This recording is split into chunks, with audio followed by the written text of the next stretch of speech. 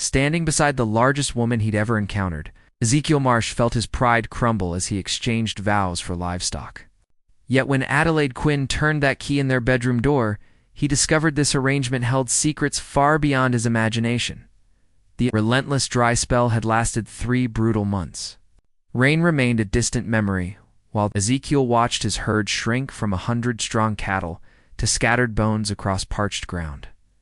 His family's legacy ranch now resembled a graveyard of shattered hopes and dust. That bank foreclosure notice burned in his pocket, 30 days to save generations of work or lose it all. Then Cornelius Slade presented his proposition in the dimly lit tavern. "Take my daughter Adelaide as your bride. I'll provide the territory's finest breeding cow," Slade declared, his golden smile gleaming wickedly. "She lacks beauty, true, but possesses kindness. You require livestock more than dignity." Ezekiel gazed into his drained whiskey tumbler while feeling the weight of every patron's stare. His desperation was common knowledge, and they understood he'd consider any solution. "Does she agree to this?" Ezekiel whispered hoarsely. "At 26 and unwed, she understands reality." Slade chuckled coldly. "What alternatives remain for either party?" Within the modest church, Ezekiel studied Adelaide sideways. Her simple brown gown strained against her frame, severe hairstyle pulled tight. Though her features were gentle and rounded, her gaze contained something unreadable, unembarrassment or defeat, but something far more calculated. The minister's ceremony blurred as Ezekiel fixated on the prize. Holstein waiting in Slade's stable. This healthy, valuable animal exceeded his entire remaining wealth. It represented hope for rebuilding, the crucial difference between survival and losing his ancestral home. "I accept," Adelaide declared with unexpected strength when prompted. Ezekiel's response caught in his throat before he managed his own confirmation. The wedding ring proved too narrow for Adelaide's finger, yet she forced it into place. When declared husband and wife, she met Ezekiel's eyes directly for the first time. That mysterious expression now seemed almost entertained. Their reception felt cramped and uncomfortable. Slade's workers consumed their meals quickly before departing. The handful of attending neighbors whispered amongst themselves, stealing glances at this mismatched pair. Ezekiel robotically received congratulations that sounded more like sympathy. As twilight approached, Adelaide silently collected her minimal possessions. Just a weathered traveling bag and a leather journal she gripped protectively. When departure time arrived, she climbed unassisted onto the wagon, causing the springs to protest under her weight. Their journey passed in silence, save for creaking wheels and distant coyote calls. Ezekiel contemplated the cow, his fresh start, and the cost of survival. However, upon reaching his humble cabin, Adelaide's entire demeanor transformed as she strode purposefully toward the bedroom. She moved with determination rather than resignation. That's when the key clicked in the lock, imprisoning them both. And Ezekiel realized this evening would unfold nothing like his expectations. Ezekiel stared at the secured door, his hand motionless on the handle. The cramped bedroom felt suffocating with Adelaide positioned between him and escape. A solitary candle created flickering shadows across her features, obscuring her intentions. "Explain yourself," he demanded, struggling to maintain composure. Adelaide remained silent initially. Instead, she approached the window, drawing the curtains closed to eliminate moonlight. Upon facing him again, her entire bearing had shifted dramatically. The compliant bride from the ceremony had vanished. "Take a seat," she commanded firmly. Ezekiel felt ice in his veins. "Adelaide, open this door immediately. Adelaide isn't my identity." She retrieved a substantial document roll from her bag. "Neither am I Cornelius Slade's child." The revelation struck Ezekiel like lightning. He collapsed onto the bed's edge, staring incredulously. "Impossible, I'm Catherine Walsh. Adelaide Quinn perished from illness 2 years past." She spread the documents across the small desk. Slade required someone desperate enough to assume her identity for this marriage. Ezekiel's thoughts spun frantically. This makes no sense. Why would you? Because Slade possesses something far more precious than cattle. Catherine's tone turned glacial. My father held Creek Canyon's water rights. Slade murdered him 3 years ago, disguising it as an accident. The room tilted around Ezekiel. You're fabricating this. The evidence lies here, she indicated the papers. Witnesses observed Slade sabotaging my father's equipment. Financial records proving he falsified the water rights transfer.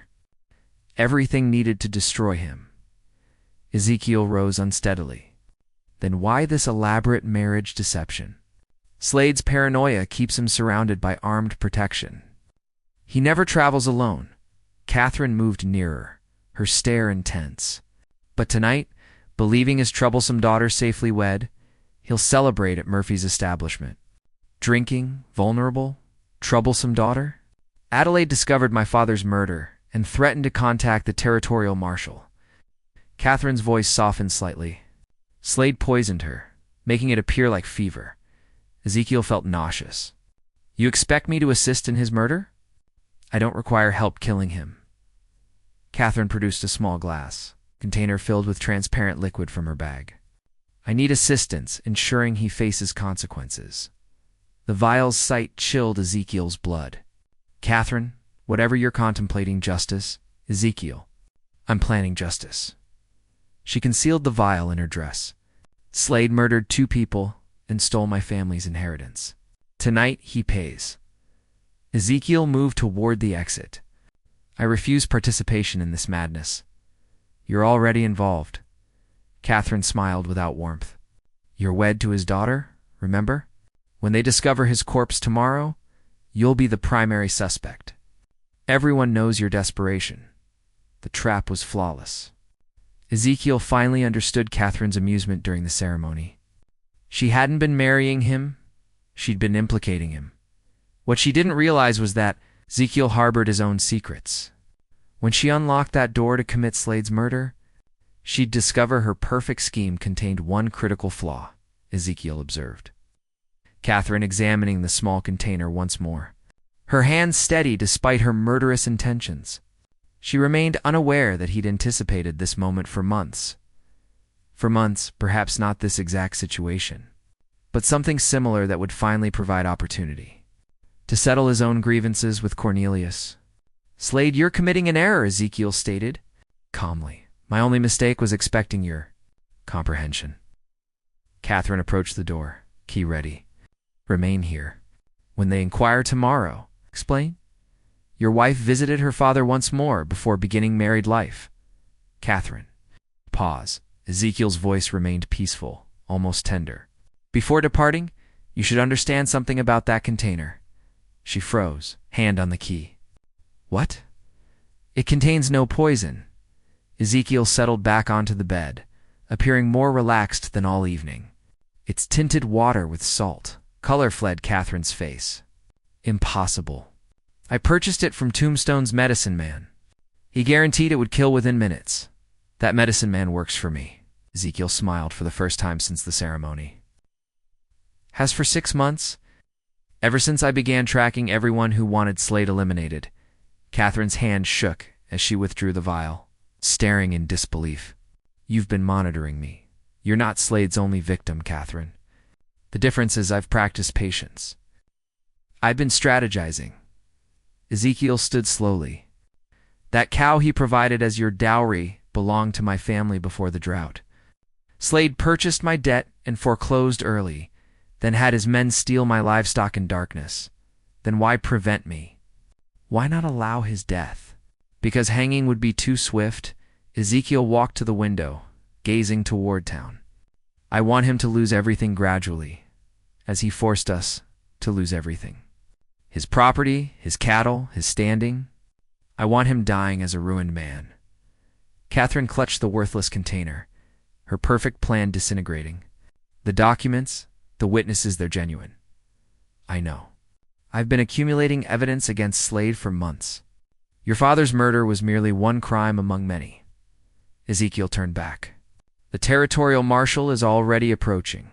Should arrive tomorrow morning with federal warrants. You manipulated me, Catherine whispered. We manipulated each other. The difference is, my strategy doesn't conclude with either of us hanging. Ezekiel unlocked the door. Slade's dominion ends tomorrow, but legally. Catherine sank into the chair, her failed vengeance crushing her spirit. But as Ezekiel opened the door, rapidly approaching horses made them both freeze. "They're coming," Catherine breathed. Ezekiel's confidence evaporated as he recognized the riders. Slade's men, armed and racing toward the cabin. Someone had betrayed them both, and their carefully constructed plans now meant nothing. Tonight wouldn't end with justice, or revenge tonight would end with bloodshed. Thunder from hooves intensified as Ezekiel extinguished the candle, throwing the bedroom into darkness. Through the window, he spotted torches dancing in the distance, at least 6 riders approaching rapidly. Catherine grasped his arm, breathing shallowly with terror. "How did they discover us?" she whispered. Ezekiel's mind raced through possibilities. Someone had informed Slade about Catherine's true identity, the false marriage, everything. But who? The medicine man was loyal, purchased, and reliable. His investigation contacts were trustworthy. Unless the preacher, Ezekiel realized. Slade owns him. Catherine's grip intensified. What do we do? The root cellar. It's concealed beneath kitchen floorboards. Ezekiel grabbed his rifle from beside the bed. Take the evidence and hide. Whatever happens, don't emerge until sunrise. What about you? I'm giving them what they want. Ezekiel checked his weapon. Knowing 6 shots against 6 men meant poor odds, but he'd faced worse during wartime. They want battle, they'll receive one. Catherine pressed the documents to her chest.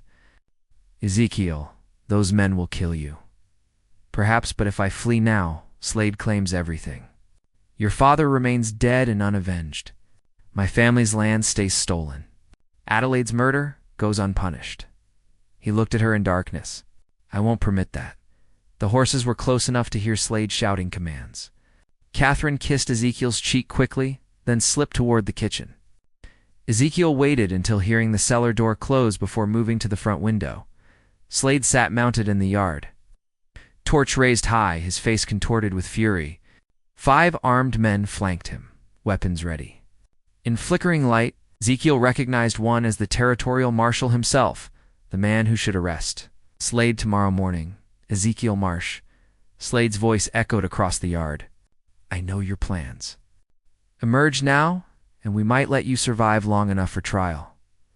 Ezekiel stepped onto his porch, rifle lowered but prepared. Evening, Cornelius. Congratulations on the wedding. Your daughter's remarkable. Slade's laughter was vicious. That woman isn't my daughter and you know it.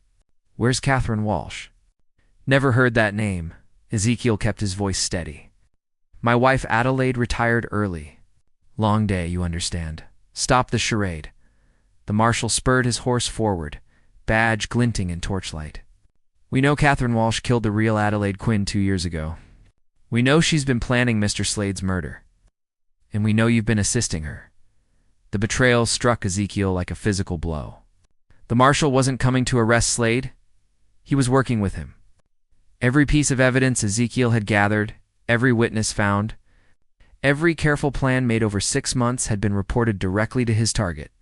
You're all on his payroll, Ezekiel said quietly. Intelligent man, Slade dismounted, drawing his own rifle. Did you truly believe you could outwit me? I've controlled this territory for 20 years. I know every move before it's made. But as Slade stepped closer, confident in victory, he made the same mistake he'd made with Catherine's father. He underestimated the desperation, of a man with nothing remaining to lose. Ezekiel raised his rifle as Slade approached. But he wasn't targeting the man who destroyed his life. Instead, he aimed directly at the torch in Slade's grip. One shot would plunge the yard into darkness, providing the advantage he needed. You made one error, Cornelius, Ezekiel said. Finger on trigger. What's that? You assumed I'd fight honorably? Ezekiel fired, and the torch erupted in sparks. Burning oil splattered across Slade's shirt, sending him stumbling backward, beating at flames. In chaos and darkness, Ezekiel dove behind the water trough. The corrupt marshal shouted orders. But before anyone could respond, different horses thundered closer. Federal horses. The real territorial marshal arrived with 6 federal deputies, badges gleaming in moonlight. "Lower your weapons," Marshal Hayes commanded with absolute authority. "This is federal business." The corrupt marshal, working with Slade, attempted escape, but Catherine emerged from the cabin carrying a lantern and thick document bundle. She'd never hidden in the cellar. Instead, she'd been signaling real federal agents with the lantern from the kitchen window.